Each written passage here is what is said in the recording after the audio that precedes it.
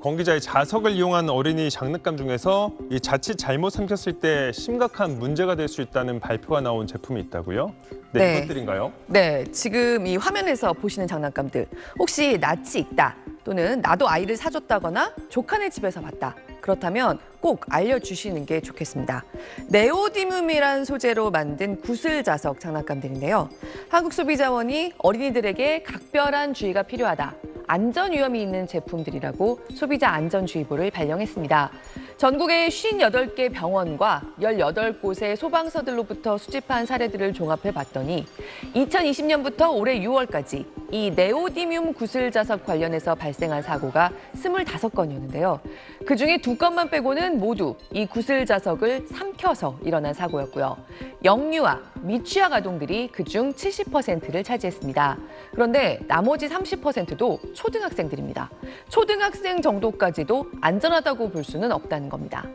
네오디뮴 자석은 우리가 흔히 생각하는 자석보다 자력이 더 강합니다.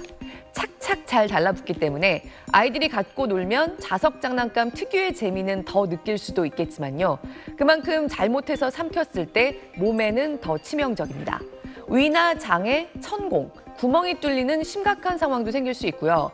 기관지로 잘못 들어가면 자칫 목숨까지 잃을 수 있습니다. 이 구슬자석 장난감이 인기를 끌면서 최근 2년 사이에 미국과 일본에서도 아이들이 개복 수술까지 받는 상황이 잇따라서요. 각국 소비자 당국이 주의보를 6번이나 발령했고요. 영국에서는 네오디뮴 자석을 아예 금지하자는 얘기까지 나오기도 했습니다.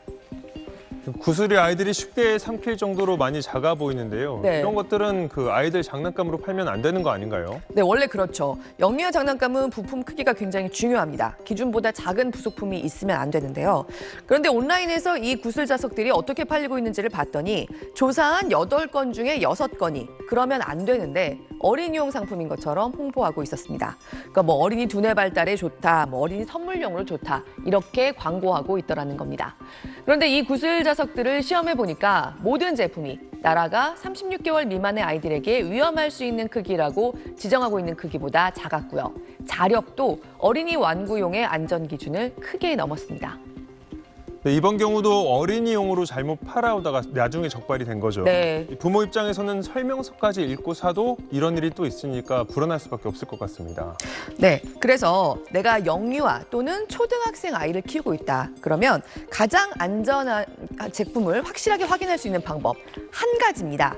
KC 인증이 보이는지 확인하시고 몇 살용이라고 써 있는지 꼭 보셔야 합니다. 네. 뭔가 제품 설명이나 광고가 화려한데 설명 페이지를 아무리 훑어봐도 KC 인증이 보이지 않는다. 그러면 그냥 사주시지 않는 게 마음이 편할 겁니다. 14살 미만의 어린이용 상품이라면 KC 안전 인증을 꼭 받아야 합니다. KC 인증이 없으면 어린이 상품이라고 부르면 안 됩니다. 그러니까 아이들 장난감을 골라줄 때 제품 광고나 설명을 사실 대부분 꼼꼼히 읽으시죠. 아이들에게 위험한 장난감, 딱 보면 알겠는 것도 있지만 어른이 보기에는 알쏭달쏭할 때가 많으니까 제품 설명을 믿고 고르는 겁니다. 그런데 사실 이 네오디뮴 자석 장난감들도 앵커가 얘기한 것처럼 설명이나 광고만 보면 아이에게 사줘도 될 것 같이 팔고 있었단 말이죠. 하지만 KC 인증이 있는지 찾아봤다면 보이지 않았을 겁니다. KC 인증이 있다는 게 곧 아이들용 제품에 나라가 정해놓은 안전 기준을 통과했다는 뜻입니다. 그러니까 KC 인증 그리고 몇 살용이다. 이 두 가지가 쓰여 있는지 확인하시고 다른 설명은 모두 그 다음에 보는 겁니다. 이것만 기억해도 아이들에게 안전한 장난감을 좀 더 쉽게 골라내실 수 있을 겁니다. 네, KC 인증과 사용 연령 꼭 기억해야겠습니다. 네. 잘 들었습니다. 예, 이 레고랜드에 대한 이야기인데요. 강원도 춘천의 레고랜드 코리아가 최근 아동용 유니콘 모자를 판매했는데요. 이에 대한 리콜 조치가 진행 중입니다. 그 이유 함께 살펴보시죠. 산업통상자원부 국가기술표준원이 레고랜드가 판매하는 중국산 유니콘 모자 제품에 대해 공산품 안전성 조사를 실시했습니다. 그리고 그 결과 해당 제품에서는 유해 화학 물질인 노닐페놀 성분이 기준치의 1.4배 초과 검출된 거예요. 노닐페놀은 공업용 세척제에 쓰이는 화학 물질로 기형아 출산, 성조숙증, 그리고 발기부전 등을 유발하는 원인으로 지목되는 유해 성분입니다. 이에 따라 레고랜드는 해당 상품의 전량 회수와 환불 처리를 진행하고 있는 건데요. 고객센터나 점포를 방문하거나 혹은 택배로 보내면 사용을 했건 안 했건 관계없이 환불 조치가 이루어질 예정입니다. 레고랜드는 홈페이지를 통해 제품을 구매하신 고객님은 해당 제품의 사용을 중단해 주시고 제품 회수를 위한 리콜 조치에 참여해 달라고 했고요. 품질 관리에 더욱 힘쓰겠다고도 밝혔습니다. 산업통상자원부 국가기술표준원은 지난 1월부터 2달 동안 봄철 수요가 많은 신학기용품 646개 제품에 대해 안전성 조사를 벌였습니다. 학용품과 아동용 가구 등 어린이 제품 350개와 공기청정기 등 전기 제품, 자전거, 전동 킥보드 등 생활 제품이 대상이었습니다.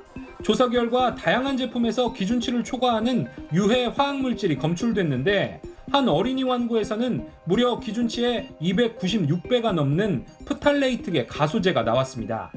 노출되면 간과 신장 등의 손상을 유발할 수 있는 물질입니다.